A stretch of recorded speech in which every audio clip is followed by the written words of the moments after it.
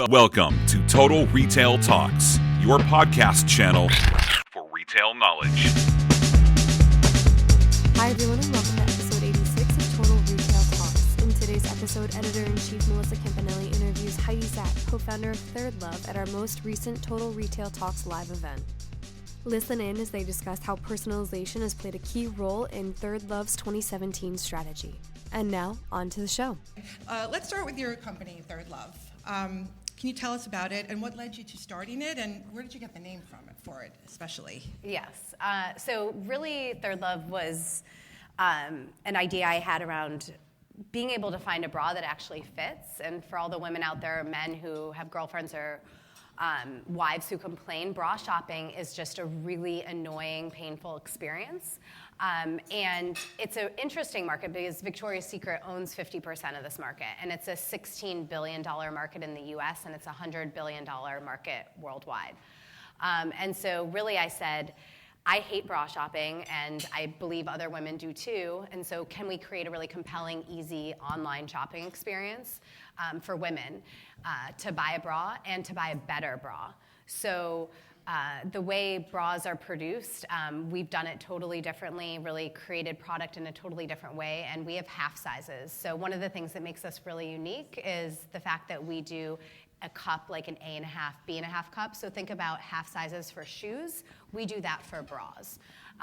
So yeah, it was really just an idea about better product, a better shopping experience, and really delivering convenience and comfort to a customer.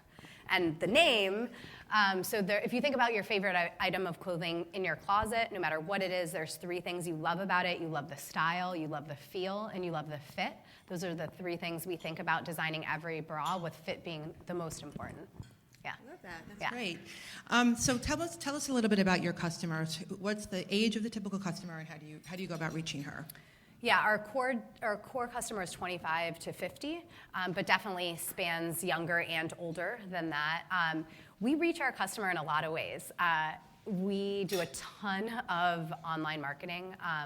We spend millions of dollars a month actually in digital marketing, and we're profitable on first order. So we have the ability to really scale marketing. We do Facebook, Pinterest, podcast, radio, direct mail, you name it, we do it. It's really about building a brand and brand recognition. I was sitting next to Maria at my table, and she said, "Oh, I've heard about ThirdLove on Facebook, et cetera," but she hadn't bought a bra yet. So of course I asked her, like, what's holding you back, right? Because that's the question of any digital marketer, and a lot of you are from companies where you're trying to sell something online. I mean, the big question is, so somebody's maybe heard of you. First of all, maybe they haven't heard of you, but assuming they have, like, why have they not bought? And so that's something we think about every day. Great.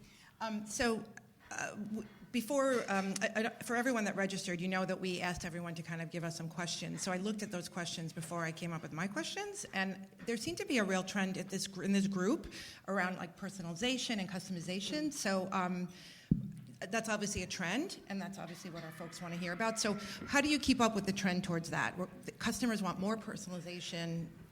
Totally. What do you do? Yeah, I think personalization is a hot word, as I like to call it, but it's super important. And I think that... Wow, yeah. It really is a big word. Yeah. It's exciting. Something very exciting is going on.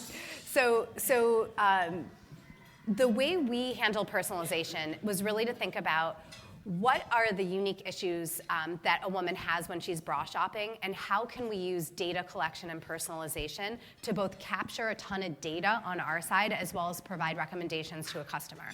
And so I think when you think about personalization, it's really important not to just think about what you're trying to spit out at a customer, but also the data you need to intake to be able to effectively personalize recommendations for your customer. How we do that is called a fit finder.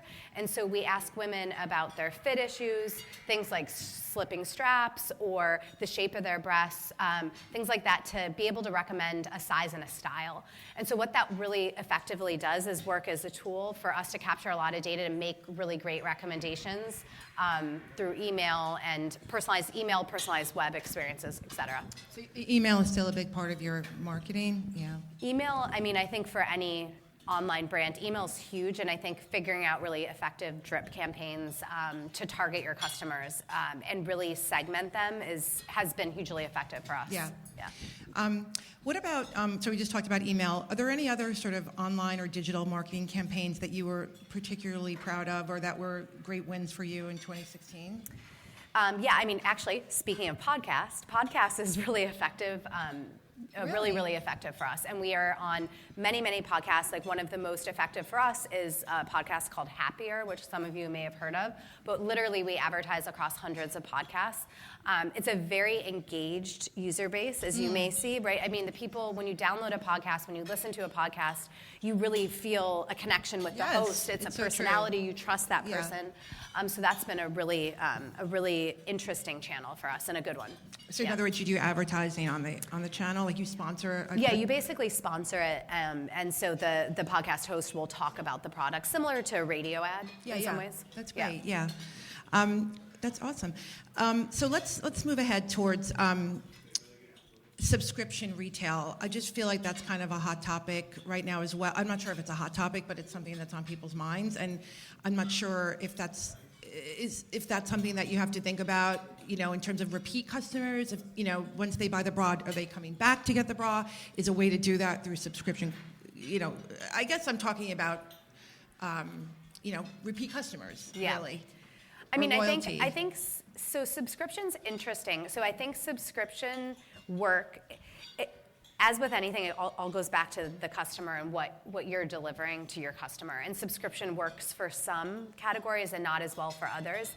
I believe with bras that all women have a unique cadence to purchasing bras, and it's not generally, women don't want a bra monthly. If you're buying bras monthly, you're probably buying like cheaper bras, they're falling apart. Like my thought is really like, buy some really high quality bras that are going to last, that work for you, that you're going to wear. We all know in our lingerie drawer, if you have 15 or 20 bras, there's like 13 of them that are collecting dust. Like, please throw them out, donate them, buy things that you're actually going to use. So for us, we don't do subscription, but we do things like a bra wardrobe, where we curate a wardrobe, which is 3 bras based on what you tell us about your style preferences.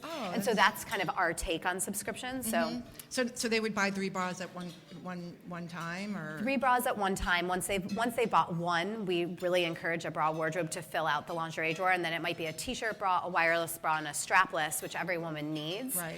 And so it's really a way to encourage a repeat purchase, but not feel like you're tied into us charging your credit card every month necessarily. Yeah. Okay.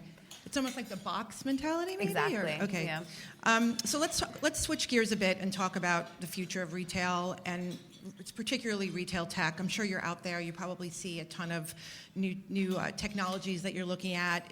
Is there anything right now particularly interesting that you might want to talk about, or that's forward thinking? I mean, I think for us, a lot of what we do also day in and day out is think about how do we make our customers happy. And I think customer experience is everything, especially when you're an online brand, because you don't have that in-store experience of looking somebody in the eye.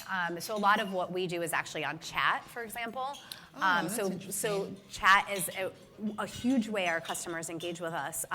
So one of the things that's been really interesting that we're talking a lot about, and again, it's not near term, it's longer term, are like chat bots. Because how can you, a lot of the questions you get on chats are the same thing.